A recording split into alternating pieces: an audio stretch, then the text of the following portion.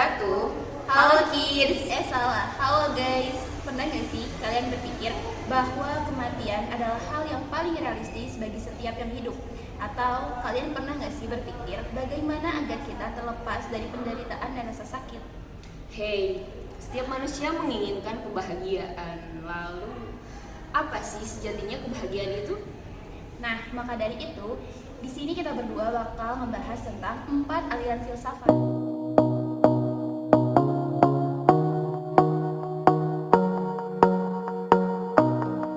Oke, aku akan menjelaskan nomor 1 dari 4 aliran filsafat, yaitu yang pertama ada sinisme.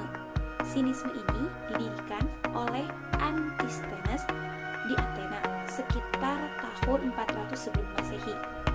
Beliau merupakan salah satu murid dari Socrates dan sangat tertarik akan kesederhanaan.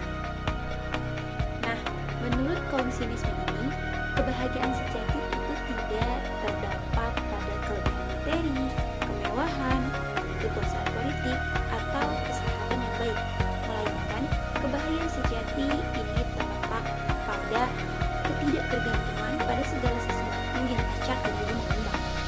Selanjutnya, ada pemikiran kaum sinis atau orang tidak perlu, di mana kaum sinis ini berpikir bahwa mereka yang pertama tidak perlu memikirkan kesehatan diri mereka, yang kedua penderitaan dan kematian tidak boleh mengganggu mereka, yang ketiga tidak boleh membiarkan diri mereka tersiksa karena memikirkan kesengsaraan orang lain.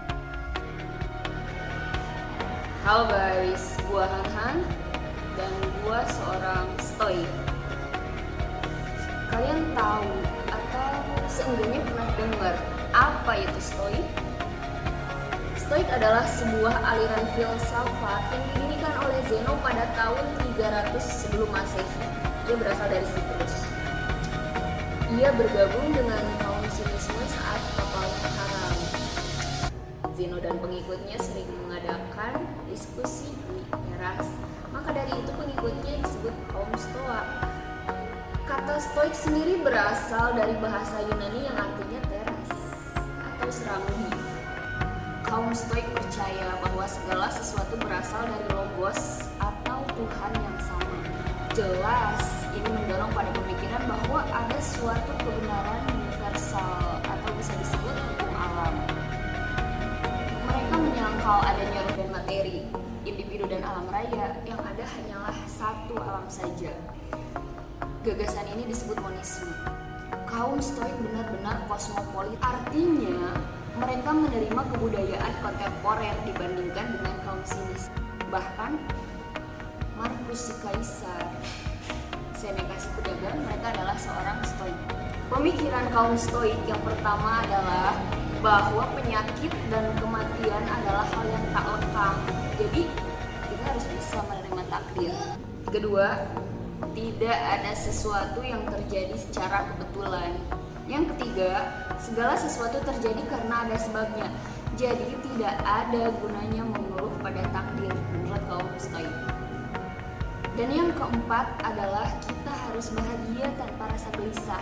Jadi menurut kaum stoik, perasaan tidak boleh menguasai diri kita. Pemikiran ini disebut dengan kebijaksanaan stoikis. Yang ketiga, ada Epikurean, di mana Epikurean ini didirikan oleh salah satu tokoh filsafat, yakni Epikurus, sekitar tahun 300 sebelum Masehi di Athena.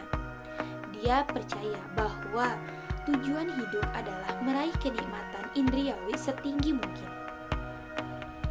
Selanjutnya ada pemikiran kaum Epikurean. Pertama, kita harus mempertimbangkan efek samping yang akan kita terima dari hal-hal yang menyenangkan. Contohnya seperti memakan banyak coklat memang lezat, tapi setelahnya kita akan sakit gigi, bukan? Yang kedua, hasil yang menyenangkan dalam jangka pendek harus ditahan demi kemungkinan timbulnya kenikmatan yang lebih besar. Contohnya seperti menabung uang jajan demi membeli sepatu baru. Dan aliran filsafat yang keempat adalah Neoplatonisme. Aliran ini didirikan oleh Plotinus pada tahun 205 sampai 270. dia berasal dari Alexandria. Jika sinisme, stoikisme, dan epikurean menganut paham Sokrates, maka Platonisme berbeda. Mereka menganut atau mengikuti gagasan Plato. Plotinus percaya pada Plato bahwa di dunia ini ada dunia ide dan dunia indera. Ia juga percaya bahwa di dunia ini ada dua titik, terang dan gelap. Titik terang ini adalah cahaya ilahi, sedangkan titik lainnya adalah kegelapan mutlak. Ibarat sebuah api unggun, saat kita mendekat dan tepat di depan api unggun tersebut, cahaya itu tampak jelas. Sedangkan saat kita menjauh, cahaya itu kian kabur. Semakin kita jauh, maka cahaya itu tak lagi terlihat dan hanya kegelapan yang tersisa. Tapi berkebalikan dengan doktrin ganda Plato, kaum Neoplatonisme ini beranggapan bahwa segala sesuatu itu satu dan itu berasal dari Tuhan. Plotinus juga adalah orang yang pernah mengalami kejadian mistisme. Mistisme adalah penyatuan diri dengan Tuhan, yang mana dilakukan dengan cara penyatuan diri atau meditasi. Sekian yang bisa kami sampaikan, kami pamit undur diri. Karena kalau maju, dianya gak peka. Sendiri tanpa kekasih, cukup sekian, terima kasih. Assalamualaikum warahmatullahi wabarakatuh.